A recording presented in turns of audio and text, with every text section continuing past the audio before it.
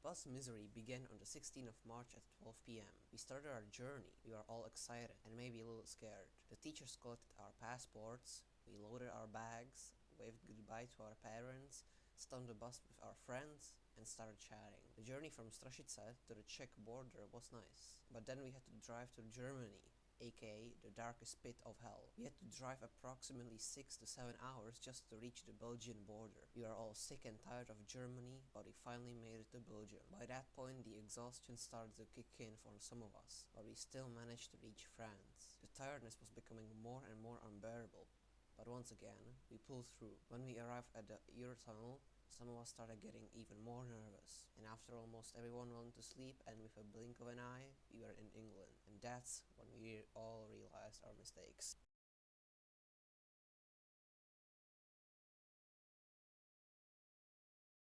We stopped at a little gas station and instantly got hit by the typical England weather. We all did our daily routine, ate something, and we were ready to start off the day. The first stop we had was a rocky beach near a pier that looked suspiciously similar to the one in GTA 5. We walked onto the beach and headed straight to the city of Brighton. We had a few stops to eat and explore the city, but the first major stop was at the Royal Pavilion, which for the most part was kinda boring, but we had fun getting random selfies in all the mirrors though. After that, we went onto the Brighton Pier, mostly just to look around, cause it really wasn't a great weather to go on rides. We tried to gamble with Lushy, but that didn't work out too well. Definitely was great. And after trying to catch a seagull, we went into the sea life aquarium, which was actually pretty cool. We saw a lot of fish and other sea animals, and went back to the bus and got prepared for the families. And oh my, the atmosphere in the bus got really chaotic really quickly. Everyone was scared and nervous about who would they get. We are all talking about our plans and the things we were scared of, which I don't think ever happened, just overreacting from us. But after we all got into the families, we mostly agreed that it wasn't that bad and went to bed so we can get energy for the next day.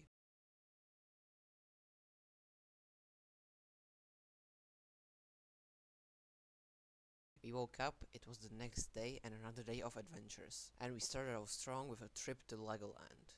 Yes, 15-year-olds in Legoland. Definitely not a bad idea. But seriously, it actually wasn't that bad, and I think we had a lot of fun there. Even though it was for smaller kids, we found a way to enjoy it, and it was mostly because of this one track, the Lego race. We rode it over and over again, like 7 times straight, that the staff told us to have a break and come back later, but it was too late. And once again, we tried to play those carnival scam games, and of course, we lost. One day we'll win, I swear to God. Legoland was over, we headed off to Portsmouth and went on to a tour through the museum of the ship Mary Rose. I'll tell you more about it, but it's just some boring history things about King Henry VIII. So we will skip to the more interesting part, which is the Spinnaker Tower. It's a lookout tower, and the height you can reach when you visit is, fun fact, higher than the one on the Khalifa. And from it we actually saw another location that we would visit the upcoming day, the Isle of Wight. But before I had the time to talk about that, we were already heading back to the bus and straight to the families.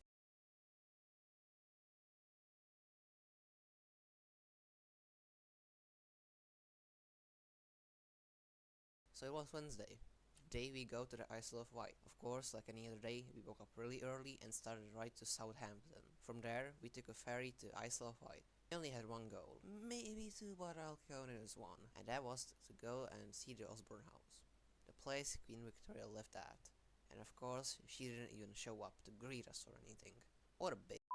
For legal reasons, that's a joke. So we went on to a quick tour, and once again the mirrors came in clutch to cure our boredom. And then came the outside part. Spent some time in there and started our walk to Queen Victoria's private beach. That isn't so private now. And we just stayed there for like an hour to recharge energy, eat, take a piss, and after that we just got back. Yeah, pretty cool, right? Before we actually took the ferry back, we stopped at a shop to buy some snacks and extra food for the ride back, or for the next day, and we headed off back to the families. And now, the final, probably best, day.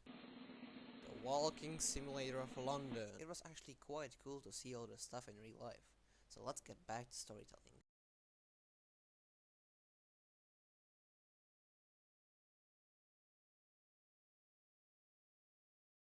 And our journey started off strong.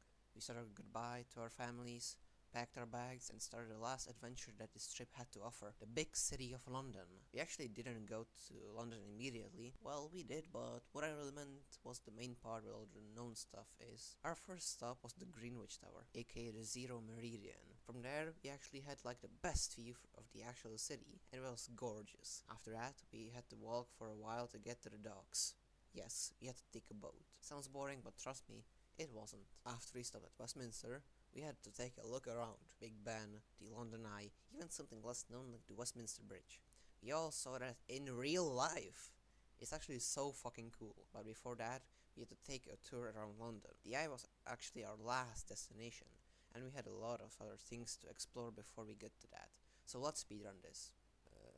We took a quick look at Big Ben, went to see the Houses of Parliament, Westminster Abbey, St James Park, and from there we went to Piccadilly Circus, and right next to it was the Leicester Square, where we had some free time to buy souvenirs and relax for a bit. From there we walked to Trafalgar Square, and the last location was behind the Golden Jubilee Bridge, the London Eye.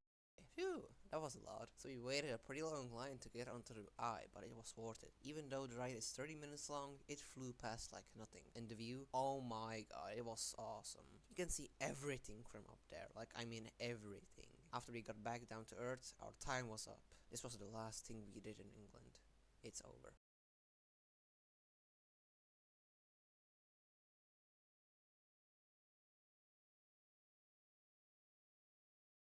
Way back was horrible. People were almost dying on the ferry.